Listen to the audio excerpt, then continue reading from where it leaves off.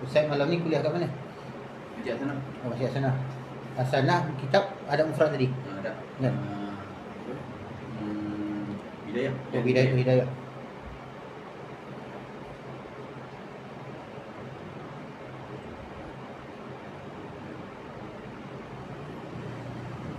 Ya, sedap nanti bincang masa bab tentang apa nama muhkam mutasyabih, takwil, tafwid. Yang tu detail lah. Sedap. Yang tu pun yang orang confuse Kat sini bincang sedap. Satu ayat tu diungkai. Dia tunjukkan bagaimana salaf pun juga menggunakan takwil, sebab kebiasaan yang diberitahu salaf tidak takwil, khalaf ni takwil.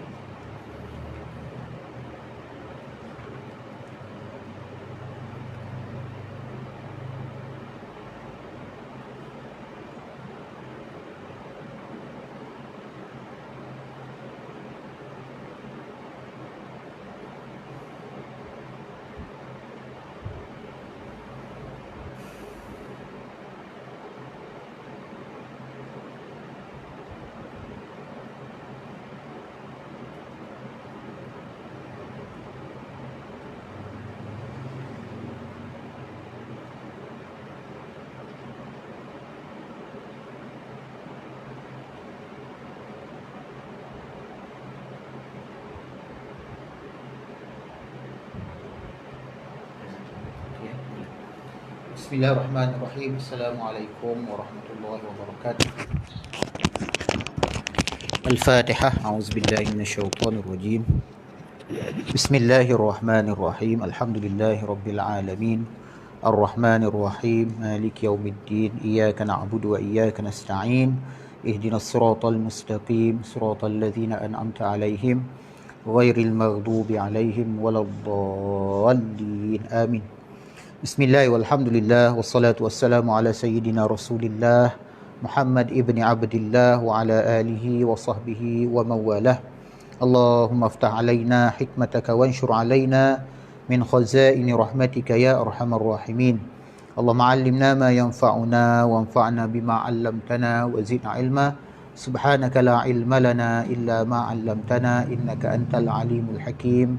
ولا حول ولا قوة إلا بالله العلي العظيم. لا إله إلا الله محمد رسول الله في كل لمحة ونفس عدد ما وسعه علم الله. Tuan-tuan, puan-puan, ikhwah, akhwat yang dirahmati lagi dimuliakan oleh Allah Subhanahu wa taala sekalian, alhamdulillah, thumma alhamdulillah, kita bersyukur kepada Allah Subhanahu wa taala atas limpah kurnia dan nikmatnya pada hari ini yang penuh barakah ini. Kita dapat bertemu dengan sedikit perubahan waktu. Hari tetap hari Selasa, dan kita akan memulakan pengajian kita sekitar jam 5, sejam di petang hari Selasa.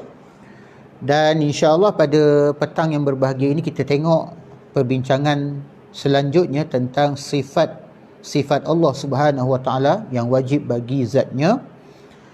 Yang ke-13 adalah sifat kalam, iaitu daripada kitab Aqidah Al-Sunnah wal Jamaah, penjelasan sifat 50 karangan Syekhuna Kiai Muhammad Idrus Ramli hafizahullah.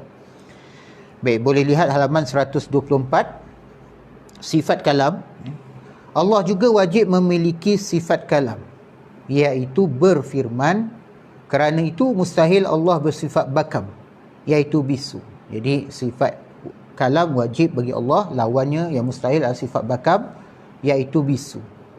Dan dalil bahawa Allah wajib bersifat ataupun memiliki sifat kalam adalah firman Allah Subhanahu wa taala dalam surah An-Nisa ayat 164, wa kallamallahu Musa taklima, dan Allah telah berbicara kepada Musa dengan langsung. Ataupun boleh juga kita terjemahkan wa kallamallahu Musa taklima, dan Allah telah berbicara kepada Musa dengan sebenar-benar perbicaraan. Dengan sebenar-benar perbicaraan. Taklima tu sebagai maf'ul mutlaq. Dalam ayat tersebut dijelaskan bahawa Allah berbicara kepada Nabi Musa alaihi salam, ataupun Allah berfirman kepada Nabi Musa alaihi salam. Seandainya Allah tidak mempunyai sifat kalam, tentu Allah akan memiliki sifat lawan dia ataupun sifat sebaliknya, iaitu bakam ataupun bisu. Sedangkan sifat bisu itu adalah kekurangan yang mustahil bagi Allah Subhanahu Wa Taala. Jadi secara ijmali ataupun secara global kita boleh faham bahawa Allah Subhanahu Wa Taala itu wajib bersifat dengan segala sifat kesempurnaan, dan usul ataupun syurut atau kita kata syurutul ilahi ataupun usul bagi sifat-sifat tersebut ialah sifat 20 yang dibahaskan ini. Dan salah satu daripada sifat yang wajib yang merupakan sifat kesempurnaan bagi Allah itu adalah sifat kalam atau berfirman. Manakala secara global atau secara ijmali kita sebutkan bahawa Allah Subhanahu Wa Taala itu mustahil bersifat dengan segala sifat kekurangan. Dan salah satu daripada sifat kekurangan tersebut adalah sifat bakam, sifat bisu. Tetapi di sini harus kita jelaskan supaya kita tidak terkeliru dan kita tidak terperangkap dalam pentashbihan atau penyerupaan Allah SWT dengan makhluk. Kerana man tashabbaha faqad asyraka. Kaedah para ulama ni dia kata man tashabbaha faqad asyraka. Siapa yang menyerupakan Allah SWT dengan makhluk, maka sesungguhnya dia telah telah mensyirikkan Allah Subhanahu Wa Taala. Dia terjebak ke dalam syirik. Baik, jadi kalam tu sudah pasti dengan kefahaman laisa kamitslihi syai', tidak ada satu pun yang serupa dengan Allah Taala sama ada dari sudut zat, sifat maupun af'al, perbuatannya. Maka para ulama mendefinisikan sifat kalam Allah dengan sifat yang azali.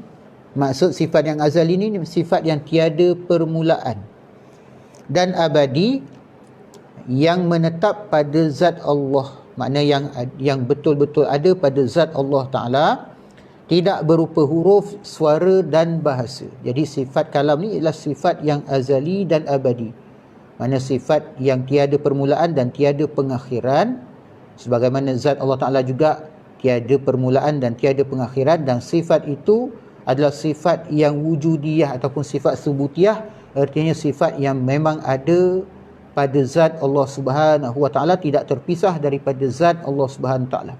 Dan sifat kalam Allah Taala ni mukhalafatuhu lil hawadis, makna berbeza dengan sifat kalam makhluk yang baharu, kerana sifat kalam makhluk yang baharu tu berupa huruf, suara dan bahasa. Okey. Sebab tu di sini saya ingin tegaskan bila kita kata sifat kalam Allah ni tidak berupa huruf, suara dan bahasa, justru bila kita baca surah An-Nisa ayat 164 tu, Allah Ta'ala sebut wa kallamallahu Musa taklima, dan Allah telah berbicara atau berfirman kepada Musa dengan langsung atau dengan sebenar-benar perbicaraan. Maka jangan sampai terbetik atau terdetik ataupun mungkin kita kata bahawa Nabi Musa dengar suara Allah. Itu pun dah salah dah. Nabi Musa mendengar suara Allah. Tidak ada siapa boleh kata Nabi Musa mendengar suara Allah, kerana Nabi Musa pun sendiri tidak menyebut dia mendengar suara Allah. Dia cuma mendengar kalamullah. Dia mendengar firman Allah yang tidak dapat disifatkan dengan huruf, suara dan bahasa, yang bila kaif. Bila kaif ni ulama salaf dia mudah aja dia simpulkan dengan bila kaif, maksudnya tak dapat nak dikaifiatkan, tak dapat nak diceritakan bagaimana caranya. Kerana hanya Allah dan Rasulnya saja tahu bagaimana sifat kalam Allah Ta'ala tu. Macam juga Nabi Muhammad SAW mendengar kalam Allah pada malam Mi'raj. Mendengar kalam Allah. Kita hanya sebut Nabi Muhammad mendengar kalam Allah, dan tak boleh kita sebut Nabi mendengar suara Allah, kerana suara tu sifat makhluk, bukan sifat bagi Allah. Bila kita kata Allah bersuara, maka dengan sendiri kita telah menisbahkan satu sifat kekurangan bagi Allah. Kenapa? Kalau suara, maka ada masa nanti suara tak ada. Dia sifat kekurangan, sebab bila suara dia memerlukan kepada kerongkong, memerlukan kepada saluran udara, memerlukan kepada oksigen pernafasan, barulah terbentuk suara. Itu kalau kita kaji tentang bidang berkaitan dengan suara tu, memang berkait dengan benda-benda tu. Sedangkan Allah Ta'ala sama sekali tidak begitu. Kerana itu menisbahkan suara, huruf dan bahasa itu tidak layak bagi Allah SWT. Jadi bila kita kata para rasulnya seperti Nabi Musa dan Nabi Muhammad, kita kata dia mendengar kalam Allah atau firman Allah yang bila kaif, yang tidak dapat kita kaifiatkan atau sifatkan bagaimana caranya. Mungkin ada yang bertanya, ni ada perbincangan dia. Mungkin ada yang bertanya, bagaimana dengan Al-Quran? Al-Quran sebagai kalam Allah. Kita lihat Al-Quran tu ditulis dalam mushaf, dibaca dengan lidah, didengar melalui tulisan dan dihafal dengan hati. Semuanya adalah tanda-tanda bahawa hal tersebut baharu.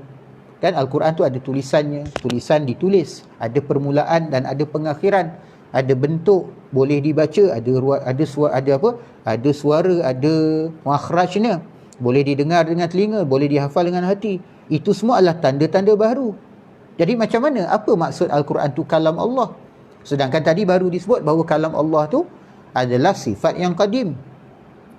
Jadi para ulama menjelaskan bahawa Al-Quran ketika diucapkan ada kalanya maksudnya adalah kalamullah atau sifat yang menetap pada zatnya, ataupun dalam istilah ulama pekalam dipanggil kalam nafsi. Mana kalam iaitu sifat yang ada pada zat Allah Subhanahu Wa Taala. Dan ada kalanya maksudnya adalah perkataan yang diturunkan kepada junjungan kita Nabi Muhammad sallallahu alaihi wasallam, perkataan yang dibacakan. Itu disebut dalam istilah ulama ilmu kalam sebagai kalam lafzi, kalam yang dilafazkan. Contohnya dalam firman Allah Subhanahu Wa Taala, Allah Taala berfirman, yuriduna an yubaddilu kalam Allah. Dalam surah Al-Fath ayat 15, bermaksud mereka hendak mengubah firman Allah. Jadi maksud kalam Allah kat sini bukan kepada kalam yang pada zat Allah Taala tu, kalam yang merupakan sifat yang qadim pada zat Allah Taala, tapi di sini maksud kalam Allah di sini ialah Al-Quran. Mereka mahu mengubah firman Allah, artinya mereka mahu mengubah Al-Quran yang dibacakan, yang diwahyukan dan disampaikan kepada Rasulullah sallallahu alaihi wasallam. Sebab itu disebut situ ayat tersebut maksudnya orang-orang kafir bermaksud mengubah kalimat Al-Quran yang diturunkan kepada Nabi sallallahu alaihi wasallam dan bukannya mengubah sifat kalam Allah yang menetap pada zatnya. Oleh kerana itu, ketika yang dimaksud dengan Al-Quran adalah sifat yang menetap pada zatnya, maka Al-Quran dengan maksud itu ialah tidak berupa huruf, suara dan bahasa, iaitu Al-Quran sebagai kalam nafsi. Al-Quran sebagai kalam yang qadim yang ada pada zat Allah Subhanahu Wa Taala, tidak berupa huruf, suara dan bahasa. Tapi apabila yang dimaksudkan dengan Al-Quran, yang kita kata Al-Quran dan kitab-kitab samawi lain seperti Taurat, Zabur, Injil dan sekalian suhuf, itu tersebut lainnya tersebut adalah kalimat yang diturunkan, maka ada yang berbahasa Arab seperti Al-Quran berbahasa Arab, ada yang berbahasa Ibrani seperti kitab Taurat, dan ada yang berbahasa Syriani seperti kitab Injil. Semua bahasa tersebut dan bahasa-bahasa lainnya tidak ada pada azali, kerana bahasa itu makhluk. Bahasa itu tidak ada pada azali, dia hanya ada setelah dijadikan makhluk. Jadi lalu Allah menciptakannya sehingga ada yang digunakan oleh umat manusia. Allah ada sebelum segala sesuatu di jagat raya ini tercipta, sebagaimana sabit dalam sebuah hadis, kanallah walam yakum ma'ahu syai'. Kanallah, adapun Allah itu wujud sedangkan tidak ada sesuatu pun yang bersertanya. Jadi Allah ada sebelum segala sesuatu di jagat raya ini tercipta. Termasuk apa? Termasuk bahasa, termasuk suara, termasuk tulisan. Jadi Allah juga berfirman, berbicara sebelum terciptanya bahasa-bahasa tersebut dengan kalamnya yang qadim tadi, dengan kalam nafsinya yang qadim tadi. Allah juga terus berfirman, kerana itu mustahil apabila kalimat yang diturunkan tersebut adalah hakikat kalam Allah. Jadi kalimat yang turun dalam Al-Quran atau dalam kitab-kitab kitab-kitab samawi yang lain itu bukanlah hakikat kalam Allah yang menetap pada zatnya dan bersifat azali, tidak berpermulaan. Itu hanya semata-mata kalam lafzi, kalam lafzi. Tetapi diturunkan menurut apa yang Allah Ta'ala kehendaki, dan maknanya ia suci kerana nisbahnya itu kepada Allah Subhanahu Wa Ta'ala. Baik, kitab-kitab samawi yang ada seperti Al-Quran, Taurat, Zabur dan Injil adalah ungkapan dari kalam Allah yang menetap pada zatnya. Okey. Meskipun ungkapannya merupakan sesuatu yang baharu, maka bukan berarti kalam atau sifat yang diungkapkan juga baharu. Ketika kita menulis di papan tulis, kita tulislah kat papan tulis tu, kita tulis kalimat ataupun nama Allah, alif lam lam ha, lafzul jalalah. lalu tulisan tersebut ditanyakan kepada seseorang, kita tanyakan kat orang tu, tanya apa ni, maka orang tu akan menyebut Allah. Sudah pasti orang tersebut tidak bermaksud bahawa tulisan yang menuliskan nama Allah tu, alif lam lam ha tu, sebagai zat Allah. Itu secara badihi, secara pasti orang jelas benda tu. Bila kita tunjuk tulisan alif lam lam ha, kita sebut tu Allah. Tapi kita tanya, memang maksud dia bukan zat Allah. Ia sekadar ungkapan. Jadi seseorang yang berakal tidak akan berasumsi ataupun beranggapan demikian. Orang tersebut akan memberikan pengertian bahawa kata tersebut adalah ungkapan yang menunjukkan pada Tuhan yang ada, disembah dan pencipta segala sesuatu. Baik, di sini perlu dijelaskan bahawa para ulama membezakan Al-Quran sebagai sifat Allah yang qadim dan kalam Allah dengan kalam Allah dalam bentuk bahasa dan tulisan. Ketika menyampaikan pelajaran ilmu tauhid dan sebagai bantahan terhadap orang-orang yang menyimpang dari tuntunan syarak dan akal. Kerana dalam persoalan kalam Allah ni timbul beberapa mazhab ahlul bid'ah. Contohnya mazhab Mu'tazilah, kerana mereka sangat kuat berpegang kepada tanzih mutlak, maka sehingga akhirnya mereka menafikan sifat kalam nafsi daripada Allah Ta'ala. Kerana baginya kalam tu semuanya lafzi. Kerana bila sebut kalam mesti dalam erti suara, huruf, bahasa dan sebagainya, dan itu mustahil bagi Allah. Justru Allah tidak bersifat dengan sifat kalam, maka kerana itu untuk menyampaikan firman-Nya Allah Ta'ala ciptakan Al-Quran ataupun suara ataupun whatever lah, tapi diciptakan, maka daripada situ timbul Al-Quran tu makhluk menurut pandangan Mu'tazilah. Jadi Mu'tazilah ni dia kata kalam ni tak sesuai bagi zat Allah Ta'ala, tak sesuai, kerana kalam, bila sebut kalam mesti suara, huruf, bahasa. Jadi kenapa? Kerana Mu'tazilah ni tak terima konsep kalam nafsi.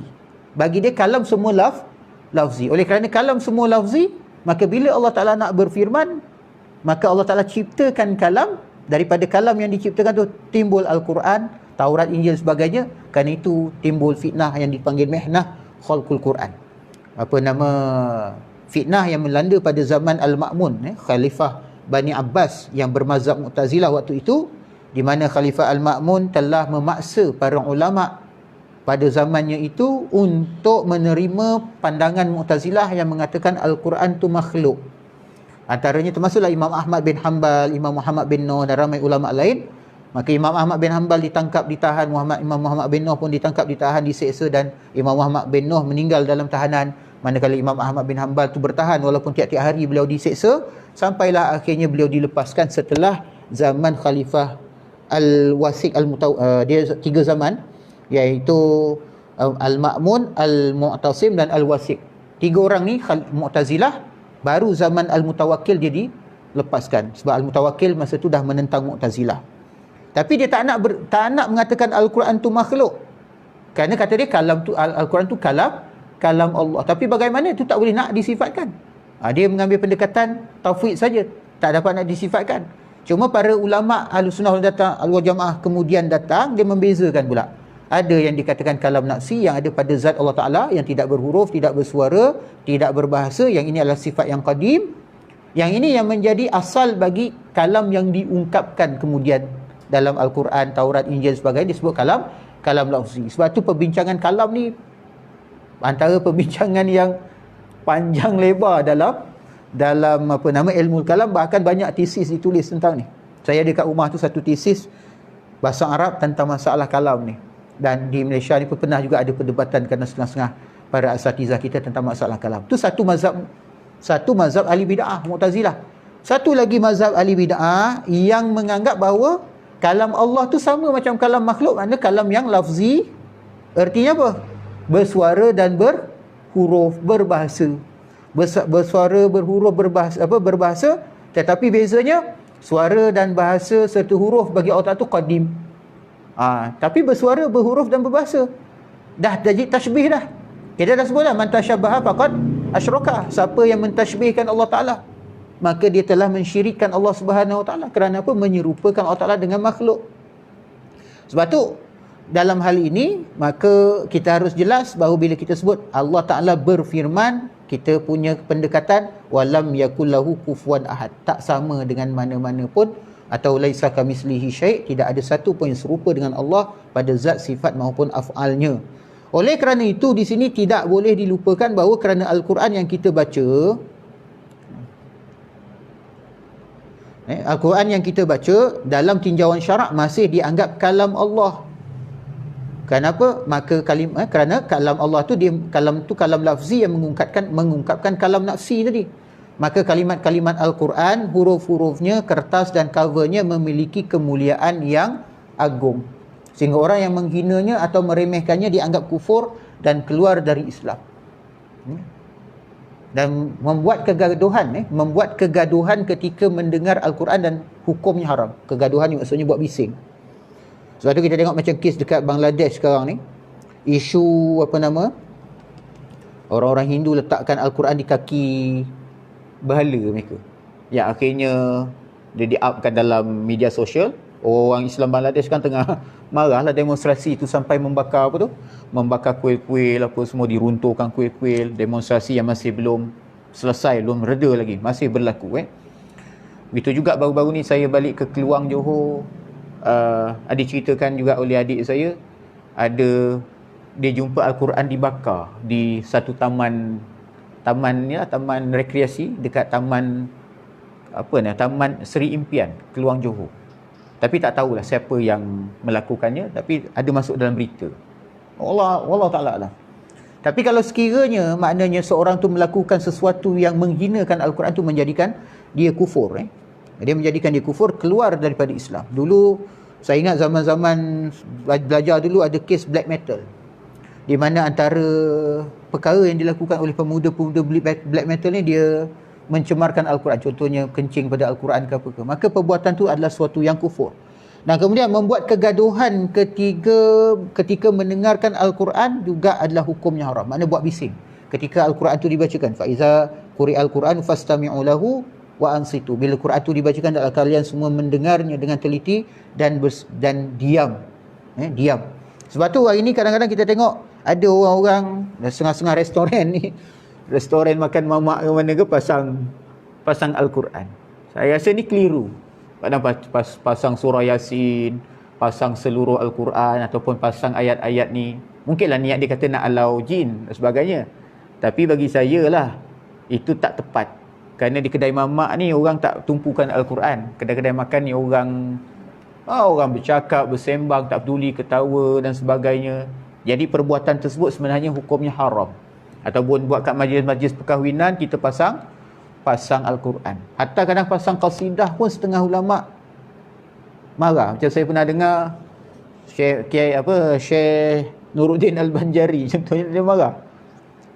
Selawat, qasidah atau selawat, puji-pujian Rasulullah SAW, tapi kat luar tu orang buat tak peduli ataupun hingak lah, buat hingak. Jadi dia marah. Kerana tu menghilangkan penghormatan. Apatah lagi kalau pasang Al-Quran. Pada saya pasang lagu Tamil pun tak apa, tu lagi baik. Kita tak faham, kita terus makan, kita terus enjoy. Nama restoran tu macam-macam lah, ada Taqwa lah, apalah kan, macam-macam. Baik. Jadi paparan di atas mengantarkan pada kesimpulan bahawa Allah wajib memiliki sifat kudrat, iradat, ilmu, hayat, sama', basar dan kalam. Ini semua sifat ma'ani. Nanti kita akan tengok. Sifat-sifat di atas disebut dengan sifat ma'ani. Sifat-sifat tersebut mengantarkan pada kesimpulan bahawa Allah itu bersifat qadiran, muridan, aliman, hayyan, sami'an, basiran dan mutakalliman. Dan sifat-sifat ini disebut dengan sifat ma'nawi. Baik, berikut ini uraian tentang 7 sifat ma'nawi. Jadi, sifat ma'nawi ini sebagai kesan apabila zat Allah Ta'ala bersifat dengan sifat ma'ani. Jadi, timbullah sifat ma'nawi. Sifat ma'nawi ini bagi mana yang menisbatkan ahwal bagi Allah Ta'ala, mereka masukkan sekali sifat ma'nawi ini dalam hitungan sifat-sifat yang wajib bagi Allah. Jadi 20. Bagi mana yang tak menerima ahwal, konsep ahwal ni dia tidak boleh disifatkan dengan ada dan tiada. Dia perbahasan dia panjang pula tentang ahwal ni. Mana yang tidak menerima konsep ahwal ni, maka mereka berpada hanya berbincang sampai sifat kalam. Itu sebab kita tengok ada sebagian ulama Ahlussunnah wal Jamaah, dia hanya bincang sampai 13 saja sifat yang wajib bagi Allah, sampai kalam aja. Mana yang terima awal dia macam Imam Sanusi, dia bincang sampai sifat 20, makna kaunuhu mutakalliman. Kalau sekiranya Maturidiyah dia tambah lagi sikit sifat al-idrak dengan sifat takwin. Baik. Jadi qadiran ni Allah juga wajib bersifat qadiran, ataupun dalam kitab disebut kaunuhu qadiran, iaitu keadaan zat Allah Taala yang maha kuasa. Kerana itu mustahil Allah bersifat ajizan atau ajizan, bersifat ajizan iaitu lemah. Maha suci Allah Taala daripada bersifat lemah. Dan dalil sifat qadiran, kaunuhu qadiran ni sama juga dengan dalil sifat qudrah di atas. Di mana Allah Subhanahu Wa Taala berfirman, kita boleh rujuk balik dalam sifat qudrah itu, antara dalilnya, dalil naklinya, wallahu ala kulli syai'in qadir, iaitu Allah Taala itu maha kuasa atas segala sesuatu. Begitu juga di surah Al-Baqarah ayat 284, begitu juga dalam surah Al-An'am, qul huwal qadiru, iaitu katakanlah dialah, iaitu Allah yang maha kuasa, surah Al-An'am ayat 65. Jadi kedua ayat di atas menunjukkan bahawa Allah bersifat qadiran, yang maha kuasa. Maksudnya apabila Allah menghendaki maka akan berbuat, dan apabila menghendaki maka akan meninggalkan. Maknanya terserah kepada Allah. Kudrat Allah Taala ni, maksudnya Allah Taala ini termasuk yang antara sifat-sifat yang harus, sifat yang harus bagi Allah Taala tu ialah Allah Taala bebas untuk melakukan sesuatu ataupun tidak melakukan sesuatu. Allah Taala bebas untuk menciptakan alam ataupun tidak menciptakan alam, harus saja. Jadi Allah Taala berkuasa menjadikan tiap-tiap sesuatu. Yang dikatakan tiap-tiap sesuatu kat sini ialah setiap perkara yang harus pada akal. Adapun perkara yang mustahil pada akal memang tidak Allah Taala ciptakan, kerana mustahil pada akal ni memang dikatakan sebagai adam mutlak. Adam mutlak ni maksudnya absolute nothingness, tak ada sama sekali, tiada mutlak. Contohnya sekutu bagi Allah, isteri bagi Allah, anak bagi Allah, anggota bagi Allah, tempat duduk bagi Allah. Itu benda-benda yang memang sifatnya mustahil, yang memang tak ada dan sama sekali tak akan ada, dan tidak dapat difikirkan oleh akal yang sihat. Itu yang kita dah bincangkan kalau rujuk balik dahulu, bincangkan tentang persoalan apakah Allah, kalau Allah Ta'ala itu sifat berkuasa, mampu tak Allah Ta'ala menciptakan batu yang dia sendiri tak mampu nak angkat. Itu paradoks, dipanggil paradoks. Itu sebenarnya termasuk dalam perkara yang mustahil, mustahil akli yang memang tak ada sama sekali. Jadi sifat kudrat tak tertakluk kepada perkara yang mustahil. Begitu juga sifat kudrat ni dia tidak bertakluk kepada sifat yang wajib. Maknanya sifat kudrat tak bertakluk kepada zat Allah Ta'ala, kerana zat Allah Ta'ala sudah sedia ada. Dia tidak berhajat kepada yang untuk mengadakannya kembali, kerana dia akan tahsilul hasil, menghasilkan perkara yang sudah sedia ada. Jadi Allah Ta'ala mengerjakan apa yang dikehendaki dan meninggalkan apa yang dikehendaki. Kemudian yang ke-15 ialah sifat muridan. Sifat muridan ni artinya berkehendak, yang berkehendak. Allah juga wajib memiliki sifat muridan atau kaunuhu muridan, iaitu keadaan zatnya yang maha berkehendak, yang berkehendak. Kerana itu mustahil Allah memiliki sifat kebalikannya, iaitu mukrahan, yang maksudnya dipaksa untuk melakukan sesuatu. Jadi kehendak Allah Ta'ala tu mutlak, kehendak Allah Ta'ala tu bebas, tidak ada siapa yang boleh memaksakannya. Kalau Allah Ta'ala terpaksa buat atau dipaksa buat, itu kan tanda kelemahan bagi Allah Subhanahu Wa Ta'ala. Lemah Allah Ta'ala tu kerana dia dipaksa buat, terpaksa. Jadi dalil sifat muridan adalah dalil sifat iradat, sama saja. Allah Ta'ala berfirman, innallaha yaf'alu ma yurid, sesungguhnya Allah berbuat apa yang dia kehendaki, dalam surah Al-Hajj ayat 14. Begitu juga dalam surah Hud ayat 107, inna rabbaka fa'alul lima yurid, sesungguhnya Tuhanmu maha pelaksana terhadap apa sahaja yang dia kehendaki. Jadi kedua ayat di atas menunjukkan bahawa Allah bersifat muridan, iaitu yang maha berkehendak. Maksudnya kehendak Allah mengarah pada sesuatu yang tidak ada lalu mewujudkannya, dan menentukan sesuatu yang mungkin dengan sebahagian sifat yang boleh baginya. Jadi sebahagian ulama kata tak, maksudnya di sini ta'alluq bagi sifat iradah adalah sama juga dengan ta'alluq bagi sifat sifat qudrah, iaitu taksir. Sifat ta'alluq dia taksir ataupun memberi bekas, itu mengarahkan pada sesuatu yang tidak ada lalu mewujudkannya, ataupun juga takhsis, Maksudnya menentukan sesuatu yang mungkin dengan sebahagian sifat yang boleh baginya. Jadi alam ni contohnya daripada tiada kepada ada. Asalnya tiada. Jadi ada dua kemungkinan. Dijadikan ada ataupun dikekalkan dalam tiada. Jadi Allah Ta'ala pilih satu kemungkinan daripada dua kemungkinan ni, Allah Ta'ala jadikan ada. Apa yang nak dijadikan, Allah Ta'ala pilih pula apa yang dia nak jadikan. Semua tu dengan kehendak Allah SWT. Dan setiap yang dijadikan ada sifatnya masing-masing, juga berlaku dengan kehendak Allah SWT. Sebab tu dalam Al-Quran, yakhluqu ma yasha'u wa yakhluqu ma yasha'u wa yaqdir. Allah Ta'ala menjadikan apa sahaja yang dikehendaki dan menetapkan takdir ataupun menetapkan ukuran tiap-tiap sesuatu berdasarkan kepada ilmu dan kehendaknya. Baik, kemudian yang selanjutnya ialah sifat aliman ataupun kaunuhu aliman. Allah juga wajib memiliki sifat aliman. Apa maksud sifat aliman? Artinya yang maha mengetahui. Kerana itu mustahil Allah memiliki sifat sebaliknya, iaitu jahilan, iaitu keadaan zat Allah Ta'ala yang bodoh atau tidak tahu, tidak mengetahui. Dalil sifat aliman adalah juga dalil bagi sifat ilmu yang telah diuraikan sebelumnya. Dalil naklinya ialah wallahu bikulli syai'in alim. Dan Allah itu maha mengetahui segala sesuatu dalam surah Al-Baqarah ayat 282. Dan ayat di atas menunjukkan bahawa Allah memiliki sifat aliman, artinya yang maha mengetahui segala sesuatu.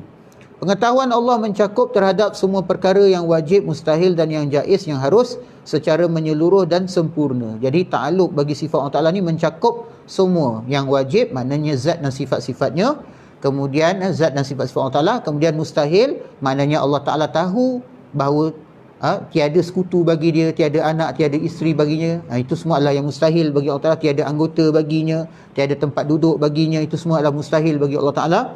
Dan kemudian yang jaiz, Allah Ta'ala juga tahu tentang setiap perkara yang harus, maknanya tentang ada dan tiadanya alam ini. Jadi sifat ilmu ni sifatnya apa? Sifat ilmu atau sifat aliman ataupun sifat ilmu juga ta'aluknya tu luas. Dan sifat bagi ta'aluk dia tu adalah inkisyaf, makna menyingkapkan. Menyingkapkan. Baik, hayyan, kaunuhu hayyan.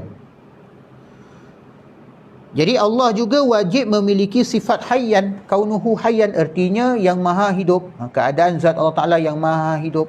Kerana itu Allah mustahil memiliki sifat kebalikannya ataupun sifat lawannya, iaitu sifat mayitan. Kaunuhu mayitan artinya yang mati. Baik, dalil sifat hayyan adalah dalil juga bagi sifat hayat. Sama saja, dalil aklinya sama saja, boleh rujuk di sana dan telah dihuraikan sebelumnya. Adapun dalil naklinya sama juga. Allah Ta'ala berfirman, Allahu la ilaha illa huwal hayyul qayyum. Allah, tidak ada Tuhan yang berhak disembah melainkan Dia yang hidup kekal lagi terus menerus mengurus makhluknya. Surah Al-Baqarah ayat 255. Ayat tersebut menunjukkan bahawa Allah memiliki sifat hayyan, artinya keadaan zatnya yang maha hidup. Sebelumnya telah dihuraikan bahawa kehidupan Allah berbeza dengan kehidupan makhluk yang ada di jagat raya. Kehidupan Allah kerana zatnya, sedangkan kehidupan makhluk yang ada kerana diciptakan oleh Allah Subhanahu wa Ta'ala. Kemudian sifat sami'an. Allah juga wajib memiliki sifat sami'an, artinya yang maha mendengar. Kerana itu Allah mustahil memiliki sifat kebalikannya, sifat lawannya asam. Asam ni maksudnya apa? Tuli. Ataupun pekak, dalam bahasa kita pekak, tuli. Mustahil bagi Allah Ta'ala bersifat dengan sifat tuli atau pekak. Dalil sifat sami'an sama dengan dalil sifat sama' yang telah diuraikan sebelumnya. Adapun dalil naklinya firman Allah Ta'ala, wa kanallahu sami'an basira, dan Allah maha mendengar lagi maha melihat. Surah An-Nisa ayat 134. Ayat di atas menunjukkan bahawa Allah memiliki sifat sami'an, artinya yang maha mendengar. Pendengaran Allah berkaitan dengan semua perkara yang dapat didengar dan semua perkara yang ada. Ini ta'aluk dia.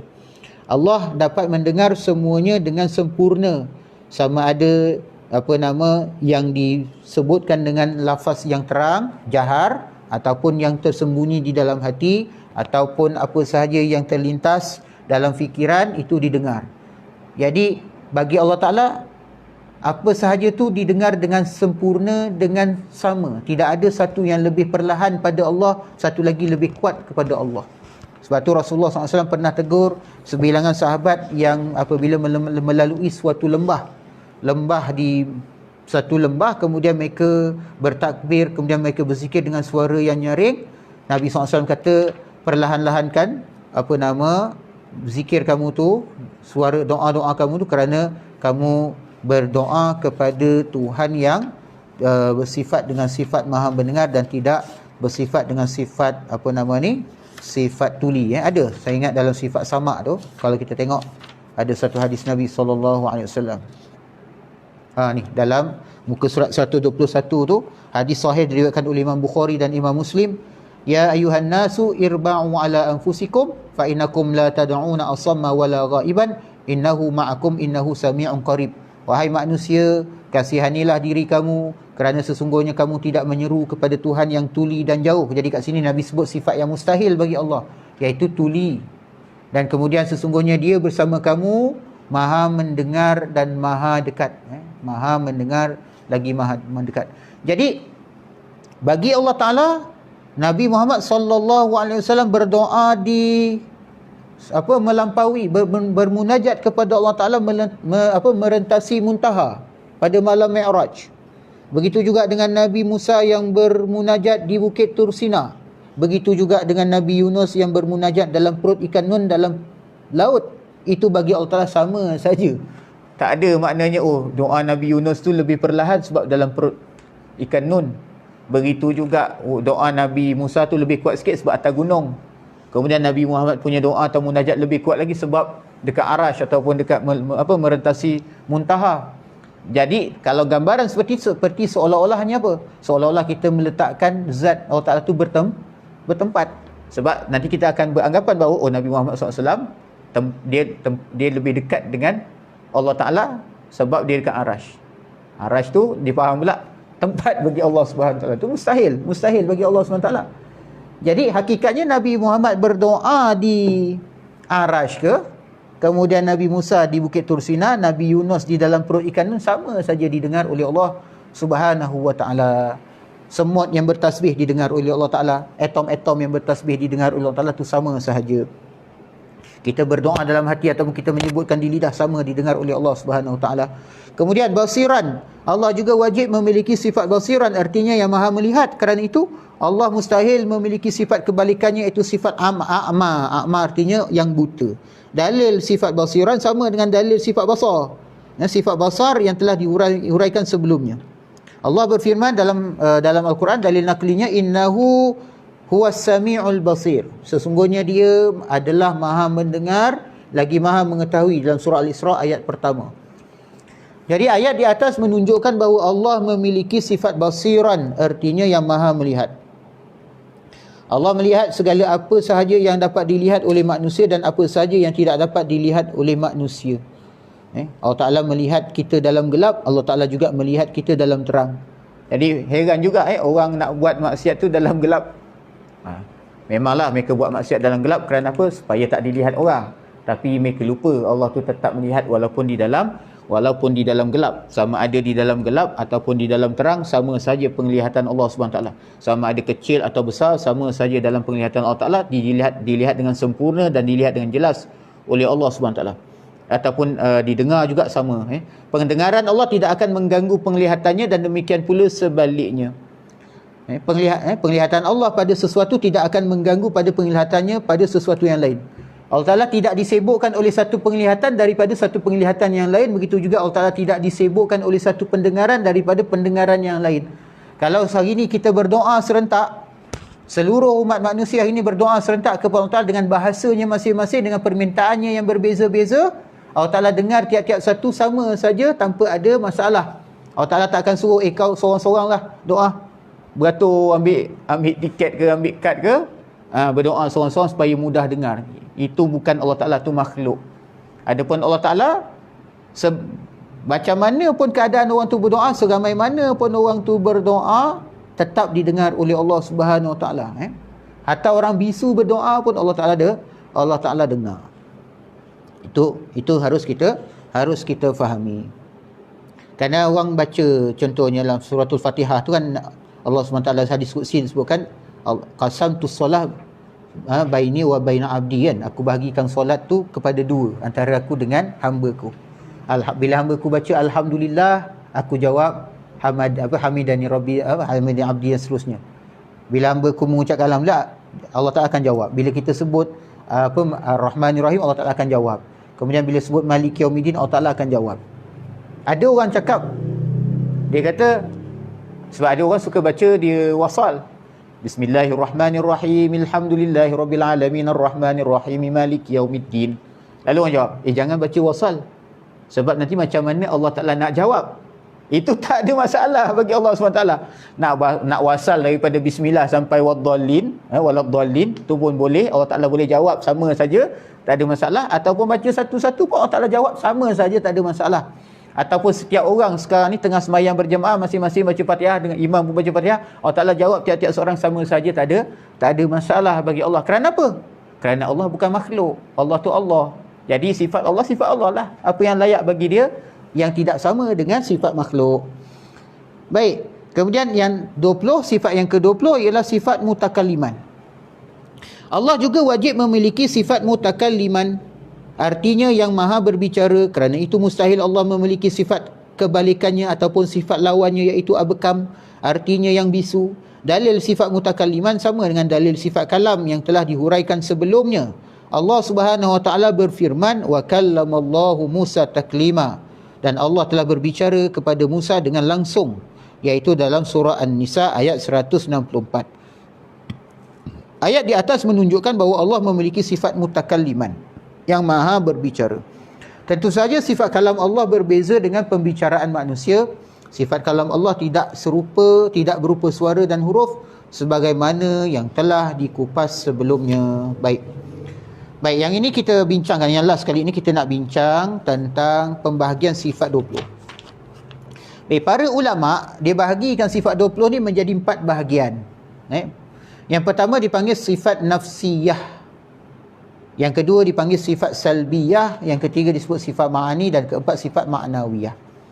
Baik, ada pun bahagian pertama iaitu sifat nafsiyah, iaitu sifat yang menunjukkan pada hakikat zat Allah Ta'ala, dan menyifati Allah dengan sifat tersebut menunjukkan pada zat Allah tanpa melihat pada yang lain. Maknanya sifat yang hanya merujuk kepada hakikat zat Allah semata-mata. Dan ia hanya ada satu saja, iaitu sifat wujud. Jadi hanya satu je yang disebut sebagai sifat nafsiyah, iaitu sifat yang merujuk kepada hakikat zat semata-mata, iaitu sifat wujud. Dan sifat ini menunjukkan pada zat Allah Ta'ala sahaja. Kerana wujud itu menurut sebagian ulama Ahlussunnah wal Jamaah, al-wujud huwa ainuz zat. Sifat wujud tu adalah ain zat Allah Ta'ala tu sendiri. Seperti pendapat Imam Abu Hasan Al-Asy'ari. Baik, berbeza dengan sifat yang lain, misalnya sifat sama'. Sifat sama' artinya mendengar. Sifat mendengar, kenapa? Kerana ia menunjuk pada zat yang memiliki sifat mendengar. Demikian pula sifat basar, artinya penglihatan, yang menunjukkan pada zat yang memiliki sifat penglihatan. Adapun sifat wujud, dia hanya merujuk kepada zat semata-mata. Dia tidak dikaitkan dengan sifat-sifat yang lain. Sebab tu dinamakan sebagai sifat nafsiyah.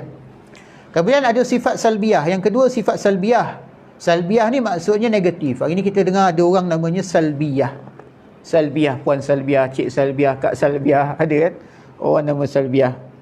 Jadi salbiyah ni sebenarnya maksudnya, terjemah dia apa? Negatif. Apa maksud negatif? Maksudnya menafikan apa sahaja yang tidak layak bagi Allah. Jadi sifat-sifat salbiyah ni menafikan apa sahaja yang tidak layak bagi Allah. Dan ada 5 sifat salbiyah, iaitu sifat qidam, baqa', mukhalafatuhu lil hawadis, qiyamuhu binafsi, dan wahdaniyah. Jadi kelima-lima sifat tersebut menafikan sifat-sifat yang tidak layak bagi Allah. Sifat qidam, dia menafikan apa? Sifat qidam menafikan baharu bagi zat sifat dan af'al Allah Ta'ala, bagi zat dan sifat Allah Ta'ala. Maknanya sifat qidam menafikan sifat hudus atau baharu bagi Allah. Sifat baqa' menafikan fana atau binasa bagi Allah, dan sifat mukhalafatuhu lil qiyamuhu binafsi menafikan keberhajatan Allah kepada sesuatu yang lain. Sifat mukhalafatuhu lil hawadis menafikan persamaan Allah Ta'ala dengan sesuatu yang lain. Sifat wahdaniyah menafikan apa? Menafikan keberbilangan pada zat, pada sifat, pada perbuatan Allah Ta'ala. Begitu juga menafikan sekutu bagi Allah Ta'ala. Jadi itu kenapa ia dinamakan dengan sifat salbiah, iaitu menafikan apa yang tidak layak bagi Allah Ta'ala. Kemudian sifat ma'ani. Sifat ma'ani iaitu sifat-sifat yang menetapkan pada apa yang disifati dan melahirkan suatu hukum. Jadi di sini sifat ma'ani menetapkan contohnya menetapkan bagi zat Allah Ta'ala itu sifat kudrat, artinya kuasa. Dan kudrat ini adalah sesuatu yang bersifat maknawi. Kudrat ialah sesuatu yang bersifat maknawi. Dan zat yang bersifat dengan sifat kudrat tadi akan melahirkan suatu kesimpulan bahawa Allah itu bersifat qadiran, ataupun akan timbul natijahnya sifat maknawiyah, iaitu qadiran. Maha kuasa, qadiran tu maksudnya maha kuasa. Jadi sifat ma'ani ni ada 7, iaitu sifat kudrat, iradat, ilmu, hayat, sama', basar dan kalam. Jadi sifat ma'ani ini dia menetapkan bagi zat Allah Ta'ala 7 sifat yang tersebut tadi, kudrat, iradat, ilmu, hayat, sama', basar dan kalam. Dan apabila zat Allah Ta'ala bersifat dengan sifat yang 7 ini, sifat ma'ani yang 7 ni, maka dengan sendirinya terhasil ataupun kita kata akan melahirkan kesimpulan sifat ma'nawiyah, iaitu bahagian yang keempat. Sifat ma'nawiyah iaitu sifat-sifat yang tetap bagi Allah sebagai konsekuensi ataupun sebagai kesan apabila Allah Ta'ala, zat Allah Ta'ala tu bersifat dengan sifat-sifat ma'ani. Misalnya ketika Allah memiliki sifat kudrat, maka konsekuensinya Allah itu bersifat qadiran. Sifat kudrat, sifat ni menurut ulama Ahlussunnah wal Jamaah laisat zat. Sifat tu bukan zat, wa laisat ghairuha, dan juga tidak berpisah daripada zat. Jadi sifat dia bukan zat, sifat-sifatlah. Tetapi sifat tu dia tidak berpisah daripada zat.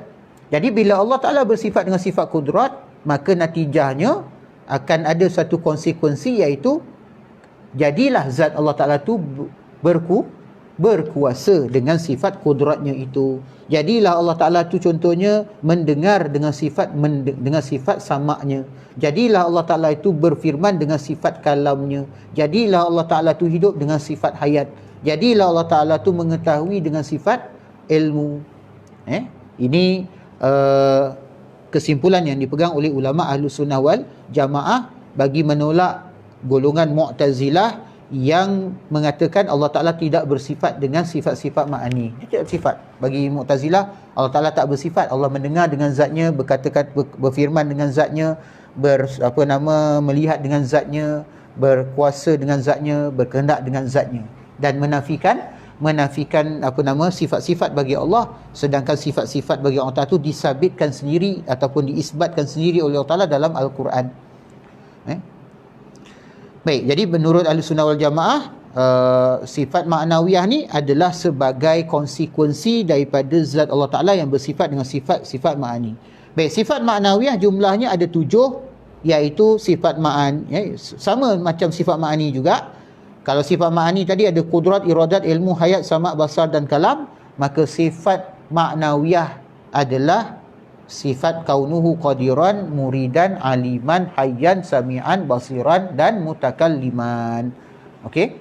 Jadi itulah beberapa hal yang boleh kita bincangkan dalam waktu yang ada di petang yang penuh barakah ini, dan insya-Allah pada pertemuan yang akan datang, jika diizinkan oleh Allah Ta'ala, kita akan bincang satu topik yang menarik, iaitu Allah Maha Suci dari arah dan tempat, dan kita akan tengok dalil-dalilnya, apa yang dipegang oleh para ulama salaf dan khalaf. Ahli sunnah wal jamaah dia salaf dan khalaf. Jadi ahli sunnah dia bukan khalaf saja sebagaimana anggapan setengah orang. Dia kata Asy'ariyah ni khalaf, dia tidak salaf. Tak, ahli sunnah dia salaf dan khalaf, dan ramai orang salah faham tentang pendekatan salaf berkaitan dengan masalah persoalan ini, sehingga ada yang mengatakan bahawa orang salaf ni sama sekali tidak mentakwilkan. Nanti kita akan tengok lagi perbincangan-perbincangan yang lebih menarik di masa hadapan, insya-Allah. Baik, insya-Allah. Tak ada pertanyaan kan? Tak ada. Baik, untuk itu kita akhiri auzubillahi minasyaitonirrajim. Bismillahirrahmanirrahim. Alhamdulillahirabbil alamin. Wassalatu wassalamu ala asyrafil anbiya'i wal mursalin sayyidina wa maulana Muhammad wa ala alihi washabihi ajma'in. Allahumma habib ilaina al-iman wa zainhu fi qulubina wa karrih ilaina al-kufra wal fusuqa wal isyan waj'alna minal rasyidin. Allahumma ati nufusana taqwaha wa zakkiha anta khairu man zakkaha anta waliyuha maulaha. Subhanakallahumma wa bihamdika asyhadu an la ilaha illa anta astaghfiruka wa atubu ilaik. Wal 'asri innal insana lafi khusr illa allazina amanu wa 'amilus solihat wa tawasaw bil haqqi wa tawasaw bis sabr. Wabillahi taufiq wal hidayah. Wassalamualaikum warahmatullahi wabarakatuh.